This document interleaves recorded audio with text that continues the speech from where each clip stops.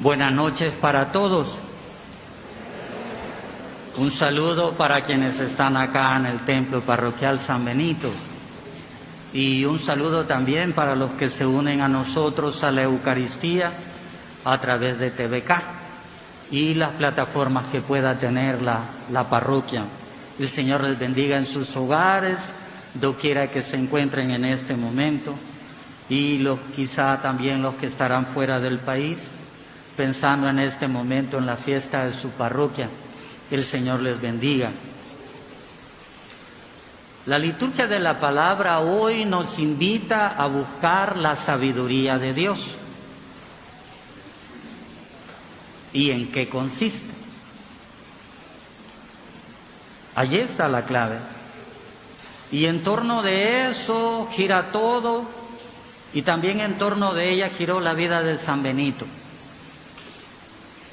que lo llevó a alcanzar la razón de ser de la vida. ¿Para qué nos ha dado la vida el Señor?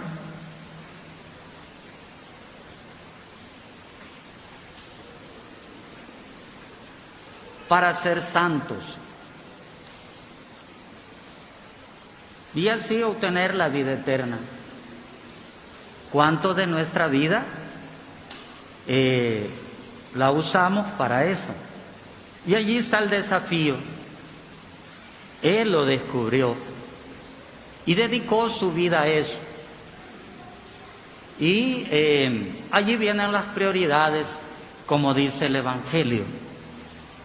La capacidad de ponerlo primero a Él y todo girar en torno de Él. Entonces tiene sentido todo. Si no, nos perdemos en lo que este mundo pueda proponernos. Como ya nos han dicho, nació en el 480 en Nursia, Perugia, en la región Umbría, en Italia. Su padre, un noble romano, Eutropio, nieto de Justiniano Probo de la familia de los Anicia, el cual era cónsul y capitán general de los romanos en la región de Nursia. Su madre se llamaba Abondanza Claudia, de la familia de los Reguardati de Norcia. Tuvo una hermana melliza. ¿Quién es? Dos gemelos santos, ¿verdad? Siendo ya adolescente, abandonó sus estudios y abandonó el hogar. La narrativa de San Gregorio hace que sea imposible suponer que tuviera menos de 20 años en ese momento. Era listo, tenía sus medios y el sentido de la educación lo llevaba a buscar objetivos concretos. Pero tenía la edad suficiente para estar en medio de sus estudios literarios, para comprender el verdadero significado y el valor de la vida disoluta y licenciosa de sus compañeros, y de haber sido profundamente afectado por el amor de una mujer. Estaba al comienzo de la vida y tenía a su disposición los medios para una carrera como un noble romano. Benito fue enviado a Roma con 12 años para estudiar junto con su hermana, pero se sintió decepcionado con la vida que encontró allí. No parece haber salido de Roma con el propósito de convertirse en ermitaño, sino solo para encontrar un lugar alejado de aquella vida de la ciudad que no iba con él, con su conciencia, con su manera de vivir, a pesar de la corta edad. Con 17 años se llevó con él a su vieja cuidadora Cirila como sirvienta y se establecieron para vivir en el valle del Aniene, en la actual Eufide, Lacio, a unas 40 millas de Roma y 2 de Subiaco. En este valle complementaría su primer milagro reparando una valija rota de su cuidadora, lugar donde la dejaría para marchar al valle de Subiaco, cerca de los antiguos restos de una villa neroniana donde el agua del río Ariene alimentaba 3 lagos, para que nos hagamos la idea del contexto en que se iba moviendo. Cerca de Eufide se encuentra la entrada a un valle estrecho y sombrío que penetra en las montañas y conduce directamente al Subiaco. Quería encontrarse con Dios, quería vivir bien. Y en la ciudad no lo encontraba. El camino continúa ascendiendo y al lado del barranco en el que él corre, se vuelve más inclinado hasta que se llega a una cueva por encima de la cual la montaña se eleva casi perpendicularmente, mientras que a la derecha cae un rápido descenso hacia donde en los días de San Benito, más o menos unos 500 pies más abajo, se encontraban las aguas azules del lago. Quería estar en paz. Quería estar en paz, buscando el sentido de la vida. Y en la ciudad no lo encontró. Allí conoció a Román, Romano en italiano, un monje de un monasterio cercano que estaba dirigido por un abad llamado Adeodato, que vestido como un monje le señaló una cueva austera del monte Taleo, actualmente en el monasterio de Santo Speco, donde Benito vivió como un ermitaño durante 3 años hasta la Pascua del año 500. La cueva tiene una gran abertura de forma triangular. ¿Dónde está el triángulo aquí? Por todos lados ven el triángulo, ¿verdad? ¿Señal de qué? De la cuevita donde pasó 3 años. ¿Cuánto tiempo lograrían ustedes?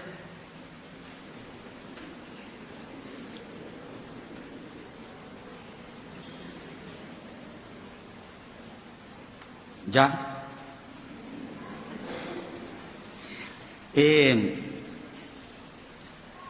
Tenía unos 10 pies de profundidad. En su camino desde Enfide, Benito y Román discutieron sobre el propósito que lo había llevado hasta allí. San Gregorio nos cuenta poco de estos años. Más adelante habla de Benito ya no como un joven, sino como un hombre de Dios. Este joven, este adolescente en búsqueda del sentido de la vida, se volvió un hombre de Dios. Román, según Gregorio, sirvió al santo en todo lo que pudo. El monje aparentemente lo visitaba con frecuencia y en ciertos días le llevaba comida. Durante estos 3 años de experiencia como ermitaño, tan solo roto por las comunicaciones ocasionales con el mundo exterior y por las visitas de Román, Benito maduró tanto de mente como de carácter, en conocimiento de sí mismo y de su prójimo, y al mismo tiempo se aseguró el respeto de los que lo rodeaban. Como hemos escuchado en la primera lectura hoy, encontró, ¿qué cosa? La sabiduría divina. 3 años en una cuevita como triángulo de 10 pies de profundidad. Es un desafío para nosotros, ¿verdad? Que nos acostumbramos a las comodidades. Se ganó tanto el respeto que llegó la noticia de la muerte del abad de un monasterio cercano y por la comunidad, él se enteró porque la comunidad lo vino a visitar y le rogaron que se convirtiera en su abad. Benito, como ermitaño, no conocía la vida y la disciplina del monasterio y sabía que sus modales, como él mismo lo dice, sus modales eran diferentes a los de los monjes y por tanto nunca estarían de acuerdo. Sin embargo, vencido por las súplicas de los monjes, dio el consentimiento. Muy pronto se puso en evidencia que las estrictas nociones de disciplinas monásticas que San Benito observaba no se ajustaban a aquellos monjes, porque quería que todos vivieran en celdas horodadas en las rocas. Ya hacia los años 525 y 529, habiendo fracasado el experimento como el abad, y después de tener conflictos con los monjes, antes del año 530, Benito decidió abandonar el lugar y volver a Subiaco a modo de evitar más tentaciones. Según los escritos, le hicieron cosas, ya no lo aguantaban,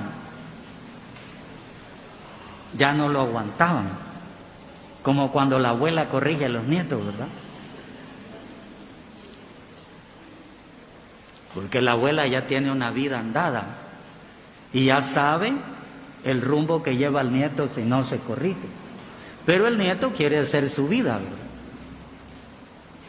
¿Ya? Entonces esto es bien importante. Entonces se dice que le hicieron cosas. Y una de ellas es que les mandaron prostitutas para ver si caían en la trampa.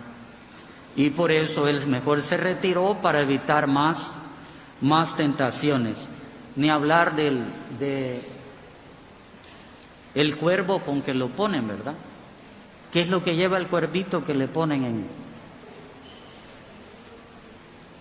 un trozo de pan? ¿Qué pasó con ese trozo de pan? ¿Quién lo recuerda?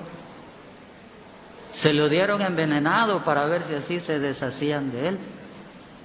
Y la copa que le ponen también, ¿verdad?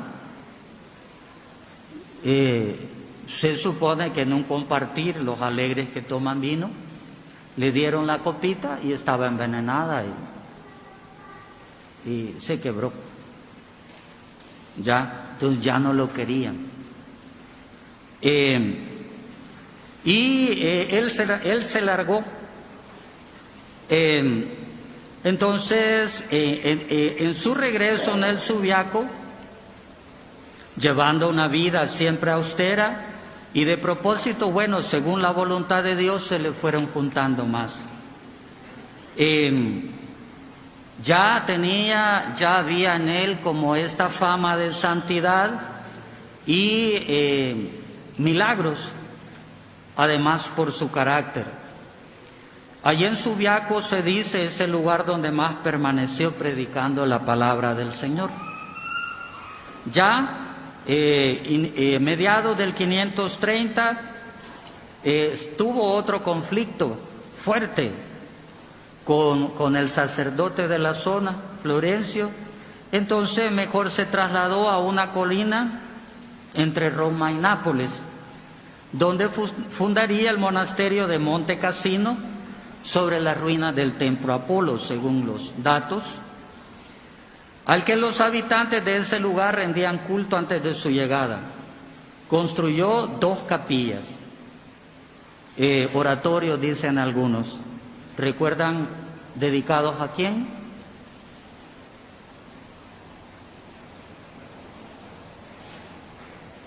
Una a San Juan Bautista, a quien siempre consideró un modelo de la práctica ascética, y la otra San Martín de Tours, iniciador en la Galia, o sea, la actual Francia, de la vida monástica y la abadía, y a la par la abadía del Monte Cassino. De aquí partió la influencia que iba a jugar un papel tan importante en la cristianización y la civilización de la Europa posmoderna. Ya recordamos, ¿verdad? Él es el patrono de Europa y además patrono de... No les creo. Patrono de San Benito aquí, ¿verdad? Ya. Decimos también de la congregación que nació en torno de él, la Orden de San Benito. aceptando cada vez más discípulos, buscaba, como él mismo afirma, reunir en aquel lugar a muchas y diferentes familias de santos monjes dispersos en varios monasterios y regiones, a fin de hacer de ellos un solo rebaño, según su propio corazón, para unirlos en una casa de Dios bajo una observancia regular y permanente alabanza al nombre de Dios. Para lo que creó 13 monasterios cerca de Subiaco, y en cada uno de ellos había 12 monjes con su propio abad, y sobre todos ellos estaba él como guía espiritual, era la cabeza. En su nuevo monasterio de Montecassino, buscando organizar con detalle la vida de los monjes, Benito comenzó a componer su regla de vida, continuando con el ejemplo de otras reglas anteriores, como la de San Juan Casiano o la de San Basilio, pero también escogió escritos de San Pablo, San Cesareo, y así de la Regula Magistre de autor desconocido, y los adaptó como base para la regla benedictina. Siguió los preceptos de la buena disciplina, del respeto por la personalidad humana y las habilidades individuales. Su regla estaba dirigida y sigue estando dirigida a todos aquellos que, renunciando a su propia voluntad, tomen sobre sí la fuerte y brillante armadura de la obediencia para luchar bajo las banderas de Cristo, nuestro verdadero Rey. Por eso, como se dice de él, buscar en aquellos que se aferran fervientemente a la voluntad de Dios y viven como ella. Pero aferrarse a la voluntad de Dios significa renunciar ¿a qué? ¿Verdad? A la voluntad de uno. Y aquí vienen los conflictos, ¿verdad? Aquí entra el conflicto mayor. ¿Qué es lo que espero? Que Dios haga mi voluntad, o yo hacer la voluntad de Él.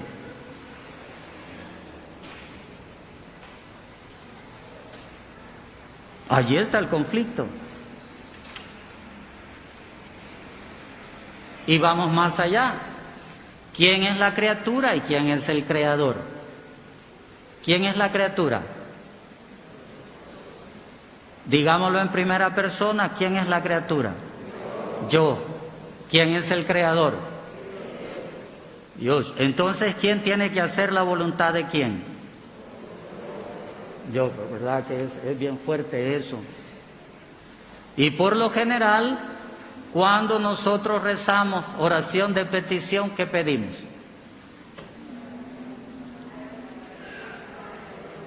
¿Ves? Queremos que Él haga lo que yo le pido.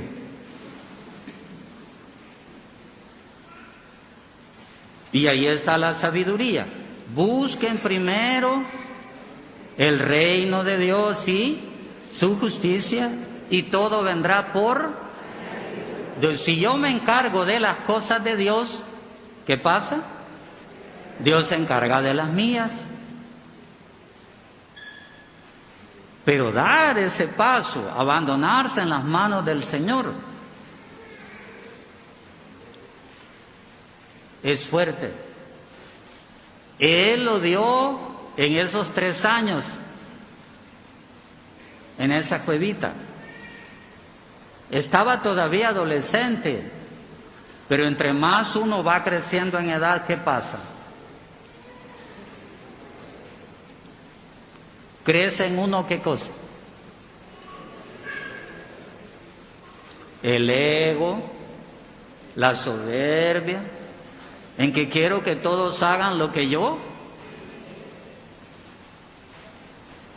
¿Y la sabiduría está en qué? ¿Esperar que me sirvan o qué? En que yo sirva. Ese paso es a lo que él se refería. Entonces la regla dice, la propone aquel que está dispuesto a vivir según la voluntad de Dios, dejando de lado su propia voluntad. Entonces ahí nos despojamos. Como terminará diciendo San Pablo en los últimos días de su vida, ¿verdad? Ya me imagino que algunos habrán leído un poco las biografías que se escriben de San Pablo. ¿Cuál era el temperamento de San Pablo? ¿Cómo? Fuerte. Se dice colérico, ¿verdad? ¿Ya? Y sí es bien interesante que un colérico que siempre se impone, ¿verdad? Termina diciendo, ya no vivo yo. Es Cristo quien vive en mí. Bien interesante, ¿verdad? Eso es grandioso. Y todo lo dejo, ¿verdad? Por tal de ganar a Cristo. Por tal de que mi vida llegue a este punto. Ahora que comenzó el canto de entrada y venía escuchando y que me dijeron que el canto de entrada lo ha compuesto un feligrés de la parroquia, me puse a pensar en este dato de San Benito, que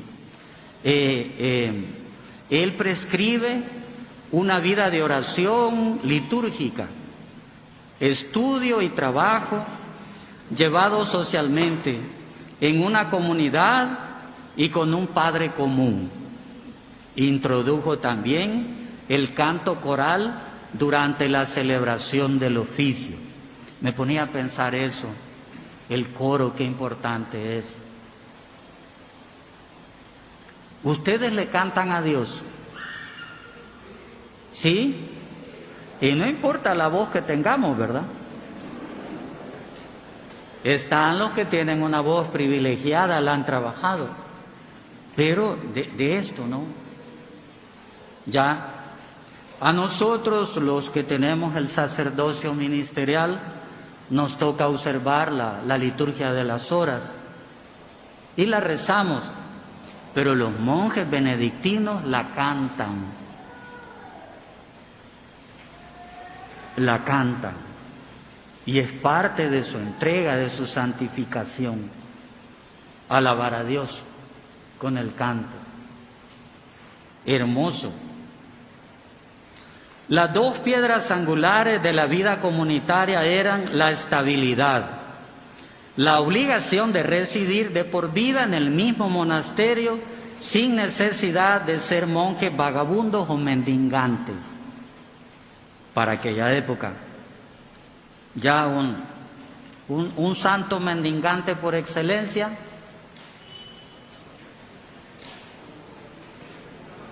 San Francisco de Asís. Ellos no, están enclaustrados, están dentro. Los otros son mendigantes, como el Señor mendiga nuestro amor, ¿verdad? Muchas veces, mendigantes. Y la otra, la conservación, con un especial interés por la buena conducta moral, la piedad mutua y la obediencia a la abad, convirtiéndose en una familia ordenada con oración y trabajo. Por eso, siendo ambos su lema, ¿cómo es el lema? ¿Ves? ¿Cómo tiene su arraigo? Y dice, mira, la piedad mutua y la obediencia al abad. ¿Cómo les va a ustedes con la obediencia?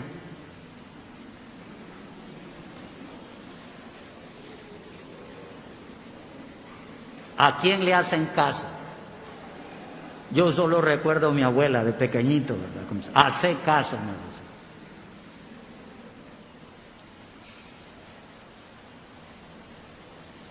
¿Verdad que es bien interesante? No, no es solo para los monjes. Hay que hacerle caso ¿a quién? A Dios. Siempre pienso en el Señor Jesús. Yo, desde que estábamos en el seminario, nos estaban formando, que aquí está uno de mis profesores del seminario, ¿verdad? Padre Jaime, fue mi profesor.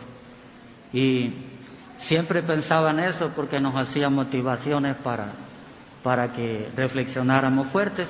Y yo siempre medito en ese misterio del rosario, quinto misterio de gozo.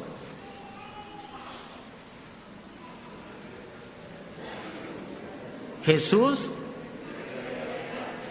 Y yo siempre me preguntaba, ¿será que Jesús estaba allí perdido?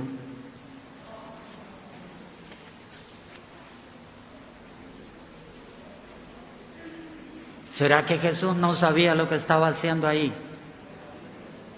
Yo siempre me preguntaba eso, y dentro así. Por eso cuando voy rezando el rosario, digo, el Señor encontrado en el templo. El susto de María y José, ¿verdad? Pero ¿qué hizo el Señor después de ese encuentro? Si ustedes se va al nieto y andan afligidos en estos tiempos buscándolo y lo encuentran, una vez que lo encuentran, ¿qué le dicen? O se va al hijo, ¿qué le dicen?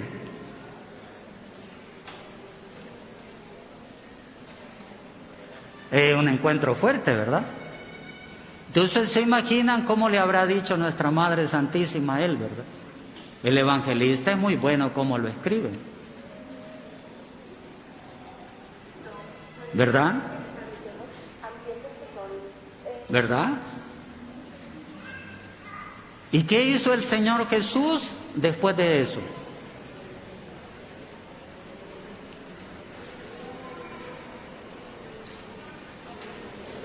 Se fue de regreso con ellos y les obedecía. Esto de la obediencia es una gran cosa, porque el Señor tenía claro que había que hacerle caso a Dios, a la voluntad de Dios, sobre todo. Cuentan que durante la invasión de Italia, Totila, el rey de los godos, ordenó a un general que usara sus ropas reales y que viera si Benito lo reconocía. Inmediatamente el santo le dijo, tú no eres. Y Totila vino a darle disculpas, se disculpó con él. San Benito vaticinó el día de su muerte, lo tenía claro. ¿Cuándo fue? 21 de marzo del 547. Ese día se preparó bien, recibió el cuerpo y la sangre del Señor. Entonces, si te dan la comunión primero, ¿qué te han hecho antes?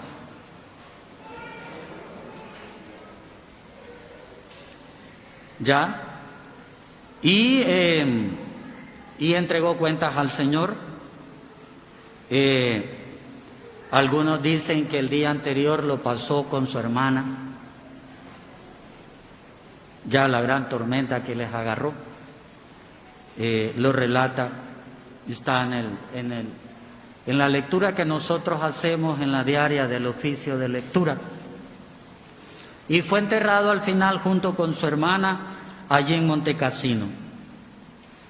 Por eso a Benito se le representa habitualmente con el libro de la regla, el bastón del pastor, una copa rota, ya dijimos por qué, ¿verdad?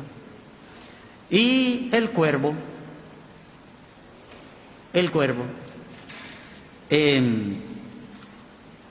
Gregorio Magno cuenta que por orden de Benito, el cuervo se llevó el pan a donde no pudiera ser encontrado por nadie, porque si alguien se comía ese pan, ¿qué pasaba?